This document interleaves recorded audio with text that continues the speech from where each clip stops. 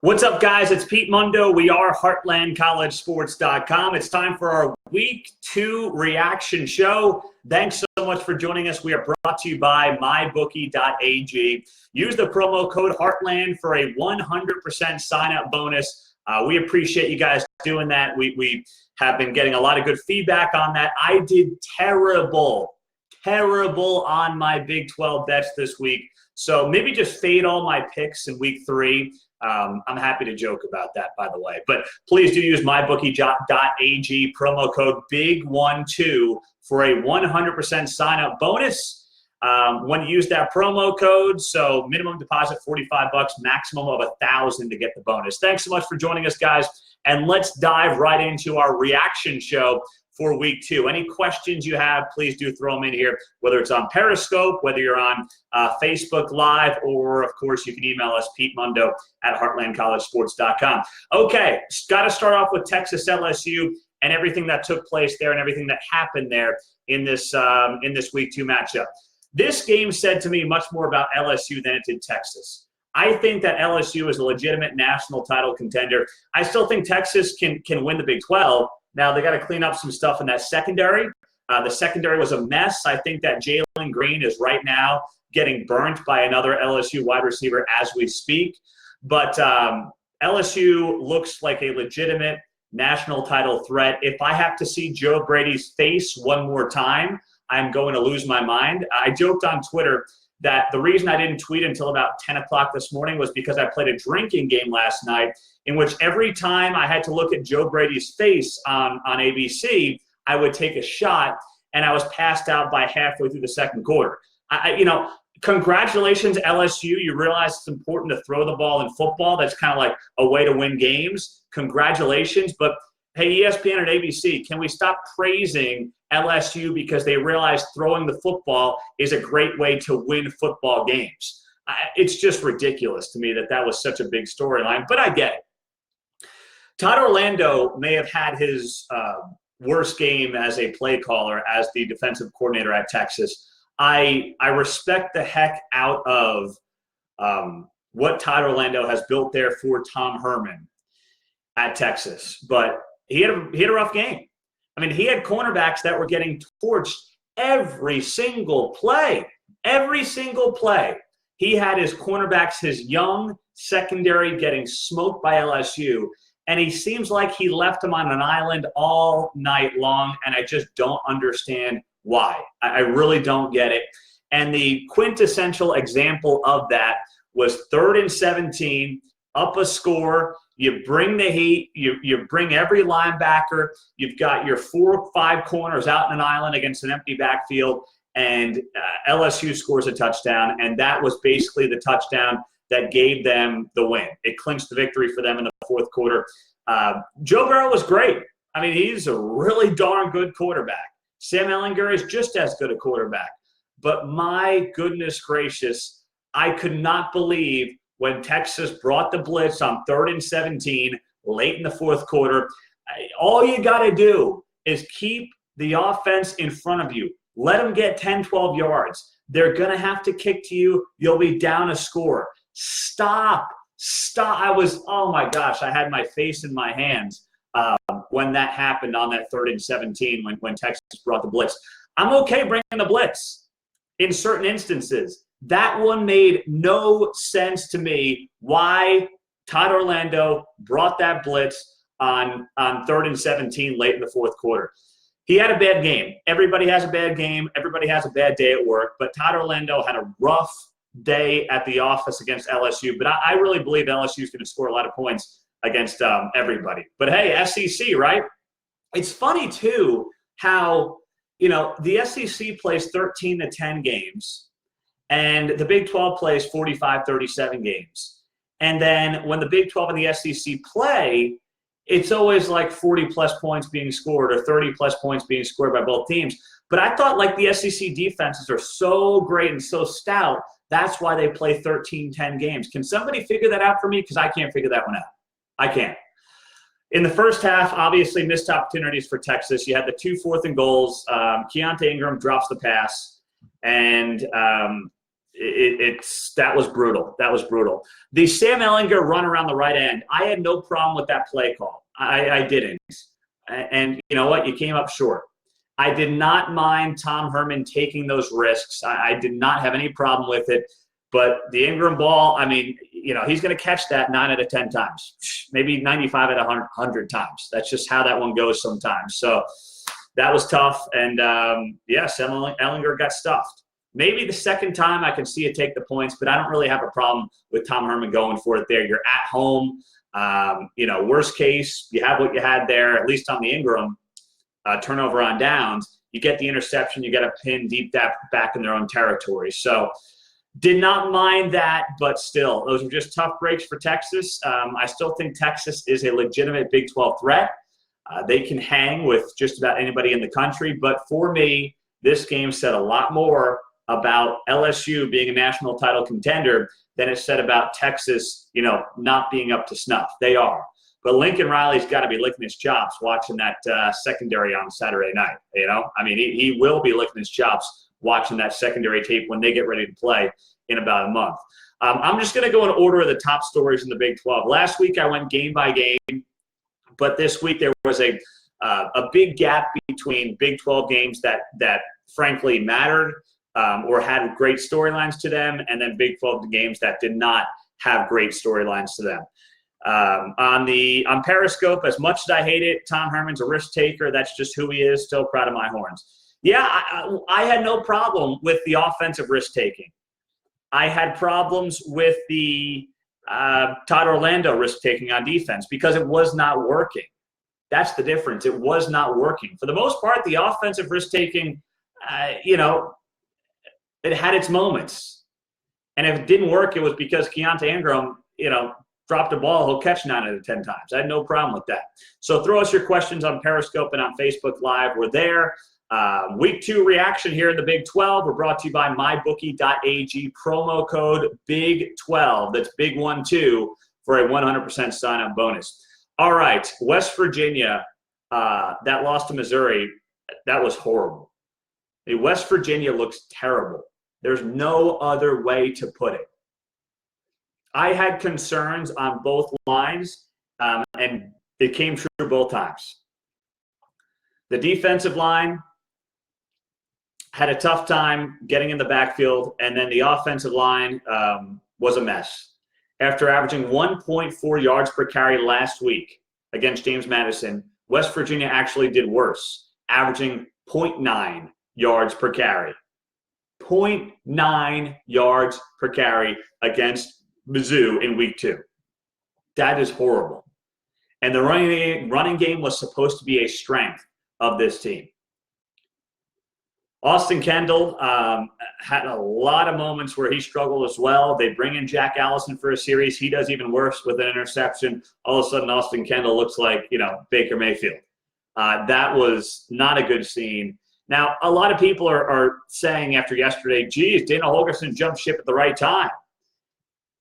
Let Dana go, all right? Dana probably knew this program was in for a massive rebuild. If he did not leave this previous offseason, he would have been canned, and who knows where he would have ended up. All right, he made the right move for himself. West Virginia fans are going to be grateful in 3, 4, 5 years because they have a better coach than they had. It's going to be ugly this year. It's not going to be the fault of Neil Brown that it's ugly this year. But if this West Virginia team continues to play like it has these first couple of weeks, they're looking at the 9th best team in the Big 12. In most conferences, it might be 10th, but Kansas is Kansas, and we saw more of that yesterday. I'll get to that here in a couple of minutes. But, wow, that was ugly. And that was a Missouri team that, yes, is better. This Missouri team is better than the team that, lost to Wyoming in week 1. I still don't know how good it is, though. So it's something to kind of keep in mind. But I'm concerned about West Virginia moving forward. They have some talent. They have a lot of room to grow. But, man, this Mountaineers team is going to struggle to reach that 5-win mark. That was their over-under before the season. I took the under. I feel pretty good about that right now. And I have to brag about some of my bets because my picks in week 2 were terrible. So you can roast me for that all you want. It was a really bad week for my picks. on Facebook. Well, I'll get to this question here in a second. Let's talk about the third biggest storyline in the Big 12 in week 2, and that was Kansas. I am so ticked off at myself. You know, I take Indiana State to win last week, and I lose that one. I took them with the points, and I thought they might win outright. We get to week 2. Kansas is a 10-point favorite over Coastal Carolina. The line's bet down to 7, and I'm such a sucker. I take KU at the touchdown because I think to myself, Puka Williams is back. On top of that, Coastal Carolina is, you know, they're practicing somewhere else in the state because of the Hurricane Dorian last week. They're going on the road. They're going to be a mess. I'll take KU, and what a joke. Khalil Herbert gets on the board early for Kansas with a touchdown run of 41 yards, and then the offense goes scoreless on their last 8 drives to finish the game. I have a serious question for Les Miles. How bad is Thomas McVitie that you kept Carter Stanley in there? Thomas McVitie, who was once a top 15 prospect, pro-style quarterback coming out of high school, is he that terrible? And I thought Carter Stanley had some nice throws, especially down the stretch in week 1, against Indiana State. But, man, I mean, at what point do you say, I've seen this too many times? I thought we might have turned the corner in week 1 with Carter Stanley because he did have a couple of nice throws and nice plays. But that Carter Stanley last week was the same guy that we've seen over and over and over again in Lawrence. And what does that say about Thomas McVitie? It says just as much about him as it does about Carter Stanley. And ironically, as Kansas is scoring a touchdown against Coastal Carolina, his former team LSU, is looking like the Kansas City Chiefs against Texas. It's just ironic how that's going on at the same time last night. And And our own Derek Duke wrote about this in his Good, Bad, and Ugly this week. But the clock management from the Jayhawks staff was horrendous. You know, you're facing a 4th and 4. You're in the red zone of Coastal Carolina. You're down 5 early in the 4th quarter, and you got 2 timeouts left, and you blow them both on that drive. It's just embarrassing offensive clock management by Kansas. All right? I mean, there's no other way to put it. So it's infuriating because you want Kansas to be better. You want this team, you want this program to be respectable for the sake of the Big 12. You have a really respectable top 9 in this conference when you talk about programs overall. Sure, some are having better years than others, but you want Kansas to be just an averagely bad program, if nothing else. And man, they just can't do it. And it's going to take time, and I don't know how they win another game. I mean, you're going to be underdogs in every game they play the rest of the year. You got Boston College on Friday night. Find me a win. Unless you have one of those shockers like Texas in Charlie Strong's last year, find me that win. The conference is getting better everywhere else except for KU right now, and that's tough. It's tough to recruit as well. So I'm not jumping off the Les Miles bandwagon. If you listen to the show, I had a lot of concerns before the season started about him, and I still have those same concerns. But it is a tough road, and it's going to be a tough road. All right, let's get to the rest of the Big 12. For me, those were the top 3 storylines: Texas, West Virginia, and Kansas. The rest of the conference was fairly status quo. There's nothing else that you can really say because of who the opponents were, who these teams were playing, but let's run through them here. Kansas State. Someone just asked this on Facebook Live. This is Alvin on Facebook Live. Pete, are you a Coach Kleiman believer? K-State has scored 101 points in 2 games. It wasn't until Game 6 last year when they scored 100 points. I am absolutely a Coach Kleiman believer. I wrote about this on the website this week that I said that Chris Kleiman is turning into basically a modern-day Bill Snyder. And I talked about this in the podcast last week as well. And it's just like Kleiman has taken the culture of Kansas State, kept it intact, but then has added the 2019 elements that it needs to stay relevant and stay solid as a program. Skylar Thompson right now is the most efficient quarterback in America. I know it's 2 games. I know it is, they played who they played so far. But how are you not excited about a team that's put up almost 700 rushing yards in 2 weeks? What's not to be excited about? and, they hold Bowling Green to 0-11 on third downs and pitch a shutout. Now, Mississippi State game is going to tell us a lot, but if you're a Kansas State fan, how are you not thrilled with what this team has done through 2 weeks? There's just not much more you can say. Skylar Thompson's loving life, and life is good in Manhattan. And now if you get a SEC win in week 3, they might start building that Chris Kleiman statue here when he gets home and gets ready for Big 12 play. Kansas State might be a team that we're overlooking a little bit. All right, I'm not going to lie about that. It might be a team that we're overlooking here. Oklahoma State does what it's supposed to do to McNeese State, 56-14 win. You had the A.J. Green pick 6 early on, and then, a little bit of a sputtering offense there early. But, hey, Spencer Sanders threw for 250 yards, 3 scores, led the team in rushing, and Tylan Wallace is a stud. Three receiving touchdowns, 180 yards as well. Defense looked a little bit better, but once again, it's McNeese State. I don't know how much stock you can put into that. But Oklahoma State did what it was supposed to do, got a win, home opener. Spencer Sanders looking solid and slowly getting ready for Big 12 play. OU demolishes South Dakota 70-14. You had all 3 quarterbacks play, Jalen Hurts, Tanner Mordecai, Spencer Rattler. I saw this last night from Dennis Dodd. Jalen Hurts has more touchdown passes than he has, or touchdowns, than he has incompletions through 2 games. Lincoln Riley bangs out Heisman Trophy, if not contenders, winners. Jalen Hurts is going to be in New York City. Now, Joe Burrow looks like a great, option for a Heisman contender. Trevor Lawrence is there. Tua Tagovailoa, of course, the Alabama quarterback, is going to be in that mix. I would not be shocked if those are the 4 guys that are in New York City and Radio City at the end of the year. If it's Joe Burrow, Tua, Trevor Lawrence, and Jalen Hurts, it makes perfect sense to me at this point. But this offense is not slowing down. Now Lincoln Riley's got to go to UCLA. They'll probably be a big-time favorite there as well. But, hey, they did what they were supposed to do. I don't want to put too much in some of these Big 12 games because of who they played, especially with an Oklahoma Sooners team that you expect to be competing for a college football playoff.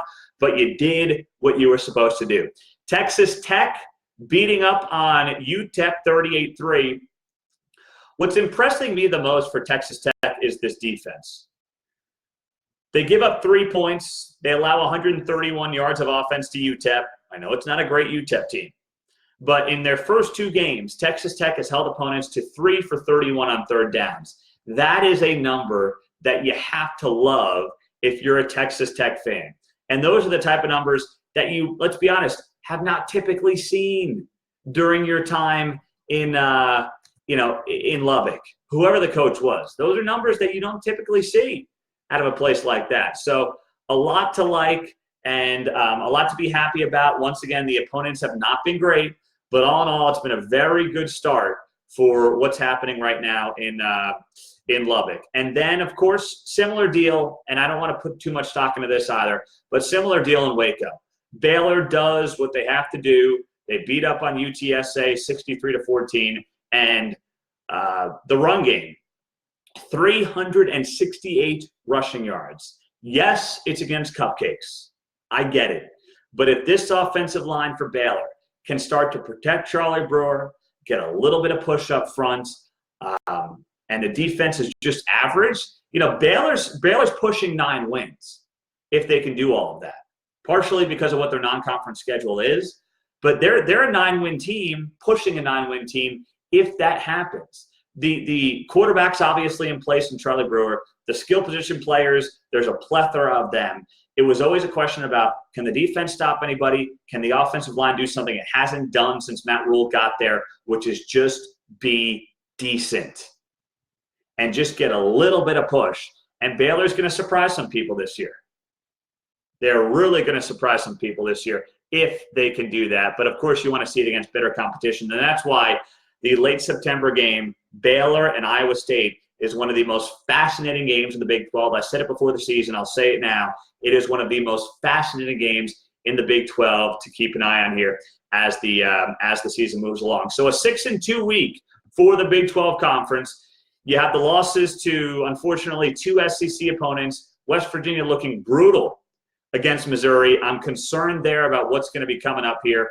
You have Excuse me, not 6-3, not 6-2, 5-3. You have Texas losing to LSU, and then you have, unfortunately, Kansas losing to Coastal Carolina.